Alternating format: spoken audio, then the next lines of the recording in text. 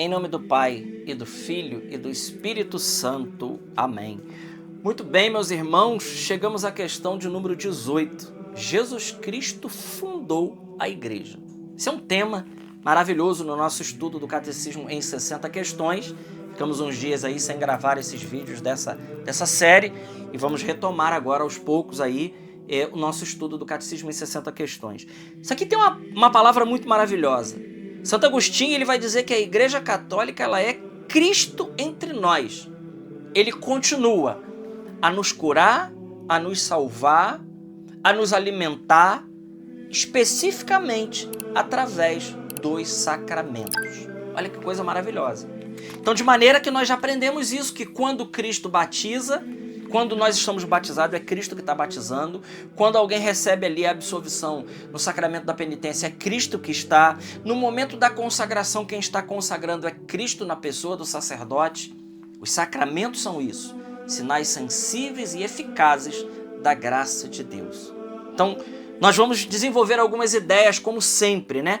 Primeira ideia, Jesus Cristo fundou a igreja para continuar a sua obra na terra. E é importante isso aqui porque, veja, Jesus ele previu a longa duração da sua obra. Quando nós vemos lá em Mateus 16, a partir do versículo 16, Jesus ali ele lança as bases. Tu és Pedro, e sobre esta pedra eu vou edificar a minha igreja. As portas do inferno, eu te dou as chaves, que você liga, eu ligo, que você desliga, eu desligo, e as portas do inferno nunca poderão vencê-la. Ou seja, Jesus ali já estava lançando a linha estrutural da sua igreja. Ele ali já estava colocando as bases. Ele previu a longa duração da igreja e ele sabia e previu que a igreja sofreria muitos ataques. E nós vemos isso ao longo dos séculos. Heresias, cismas, apostasia, que são os pecados, os principais pecados contra a religião. É o cisma, a heresia e a apostasia. Sem dúvida alguma, aqui são os piores. O catecismo elenca esses como pecados assim, que bradam os céus porque divide, desune, desagrega aquilo que é o projeto. Então, a igreja ela não é uma invenção humana, como algumas pessoas pensam. Não, ela foi querida, ela foi prevista, ela foi instituída por Jesus Cristo. E aqui vale dizer algo, a igreja não foi fundada, como se ensina em algumas faculdades, por Constantino, quando ele edita lá o Edito de Milão em 313. Não, Constantino simplesmente ele declarou a paz, né? Ele declarou a paz de Constantino é a liberdade de culto. Ele sequer tornou o Império Romano cristão.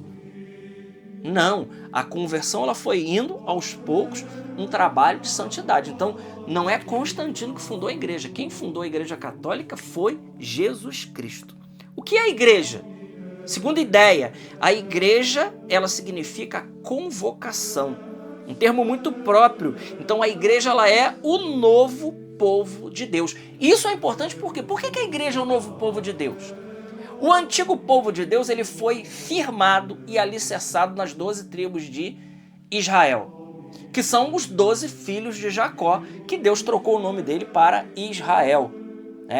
Simeão, Rubem, Gade, Assé, Benjamim, todas as 12 tribos de Israel ali constituem, elas são o símbolo do povo de Deus. Ora, o novo povo de Deus também compõe 12, mas não é mais as 12 tribos de Israel. São os 12 apóstolos do Cordeiro, que está lá no livro do Apocalipse.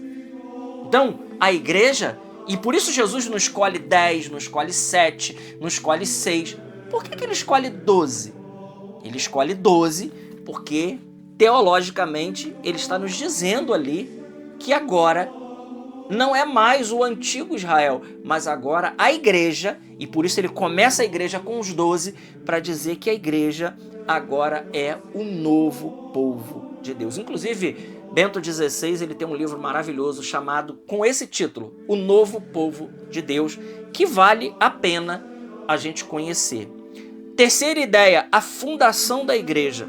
O Evangelho narra os passos sucessivos com que Cristo fundou sua igreja, começando pregando o reino de Deus, escolheu logo os 12 apóstolos, os quais deu poderes especiais, e a um deles designou como chefe da igreja.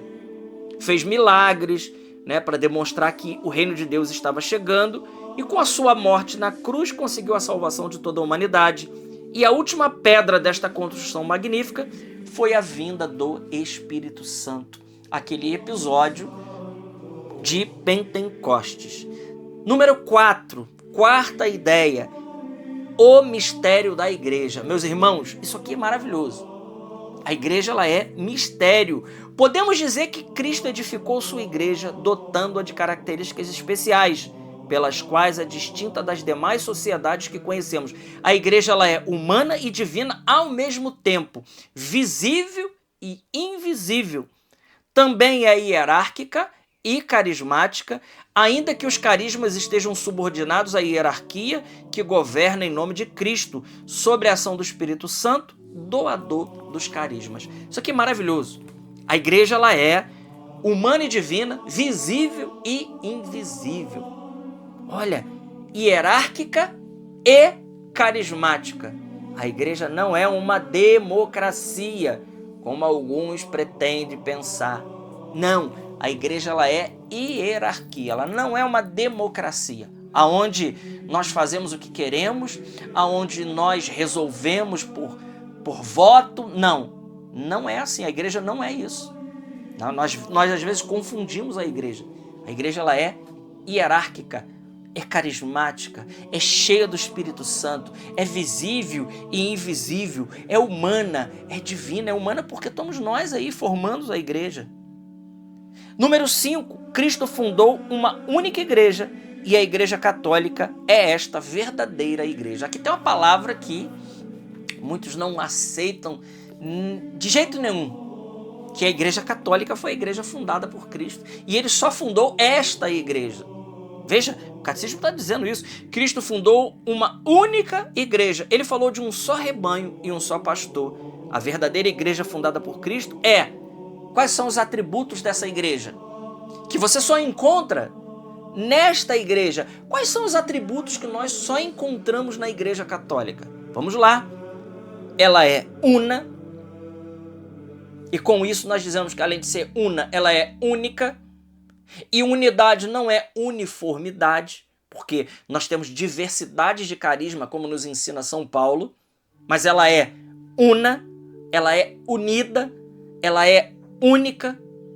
Quando você participa de uma liturgia aqui e no Japão, embora a língua seja diferente, você sabe o que está acontecendo. A liturgia de hoje é a mesma que está celebrando lá no Japão, que está celebrando na Nova Zelândia, em qualquer lugar do mundo onde tiver uma igreja católica de rito ocidental, você participará desta liturgia. Isso chama-se unidade. Mas não só unidade na liturgia, unidade na fé, unidade nos dogmas, unidade naquilo que é o mais importante, aquilo que Santo Agostinho dizia, né? Santo Agostinho diz uma frase maravilhosa, né? Ele diz que naquilo que é essencial, a unidade. Então, naquilo que é essencial na igreja, a igreja, ela é única.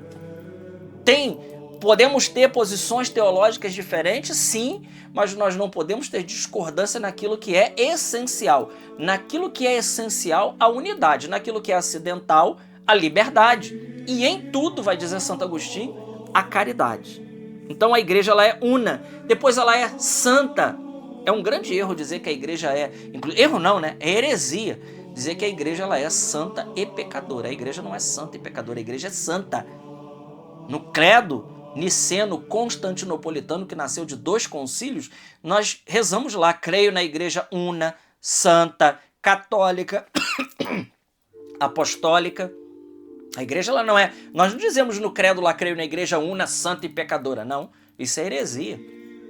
Não está isso no credo, a igreja é santa. Depois, católica. A palavra católica significa universal, ou seja, é a igreja do mundo inteiro. E apostólica, como nós dizemos, ela foi fundada e alicerçada nos 12 apóstolos do Cordeiro. Quem é que chamou 12? Foi Jesus. Jesus é que convocou os 12. Está aí nos evangelhos abundantemente. Nós vemos constantemente nos evangelhos 12 e um falando em nome dos 12 sempre. Sempre Pedro fala em nome dos 12. Quando perguntam lá em Cesareia de Filipe, quem dizem os homens ser o filho do homem? Quem responde? Pedro. Ele sempre fala em primeiro lugar, porque ele é o porta-voz dos apóstolos. E não foi à toa que ele se tornou o primeiro Papa. Então, ela é una porque temos um só pastor visível, o Papa, a fé e os mesmos sacramentos. Ela é santa porque o Santíssimo é seu fundador, Jesus Cristo. Então, por isso ela é santa. Ela é católica porque ela é universal, né? Chama todos ao seu seio, a igreja não exclui ninguém. E ela é apostólica porque ela foi alicerçada e fundada sobre os apóstolos do Cordeiro. Então, a igreja de Cristo é hoje a igreja católica, porque só nela cumpre-se as 4 propriedades que compõem a igreja de Jesus Cristo: una, santa, católica e apostólica. Amar a Cristo é amar a sua igreja. 6º ponto. Diz São Cipriano que não pode ter a Deus por pai quem não tem a igreja por mãe. Olha que frase maravilhosa. Vamos repetir. Diz São Cipriano que não pode ter a Deus por pai aquele que não tem a igreja por sua mãe. Depois de saber um pouco mais o que é a igreja, entendermos ser um grande erro aceitar a Cristo e recusar a igreja. Seria uma atitude contraditória, porque Jesus Cristo assumiu, ele quis a igreja. A gente ouve às vezes isso, né? Ah, eu creio em Deus, para que igreja? Ora, porque Jesus ele quis a igreja. Inclusive não só quis a igreja por querer, ele quis a igreja porque ele queria dispensar e continuar dispensando a sua graça através da igreja. É da onde que nós recebemos o perdão? É de Deus, mas através de quê? Da igreja. É da onde que nós recebemos Jesus na Eucaristia? É de Deus, ele quis se dar, mas ele quis se dar através de quê? Da igreja. Você não está rezando na sua casa e se materializa uma Eucaristia para você comungar. Nós recebemos da onde? Da igreja. Nós recebemos a confissão de quê? De um ministro que Deus escolheu para ser o seu sinal visível e eficaz ali. É Jesus que está na pessoa do ministro. Batizando, salvando, curando, perdoando, alimentando. É Jesus. Então, número 7, deveres que temos para com a igreja. Que presente maior poderia ter nos dado o Senhor do que este? Ser membros de sua igreja. Por isso, agradecimento e amor devemos dizer sempre. Creio na igreja una, santa, católica e apostólica. Então, quais são os nossos deveres com a igreja? Primeiro, crer no que a igreja nos ensina. Então, crer no que a igreja ensina. Primeiro dever com a igreja, cumprir o que nos manda, os 5 mandamentos da igreja. Amá-la de verdade, sentindo-nos felizes e honrados de pertencer a ela. Todos os dias nós precisamos agradecer a graça de ser católicos. Rezar por seus pastores, o Papa, os bispos, os sacerdotes, todos os fiéis, ajudá-la em suas necessidades, segundo suas possibilidades.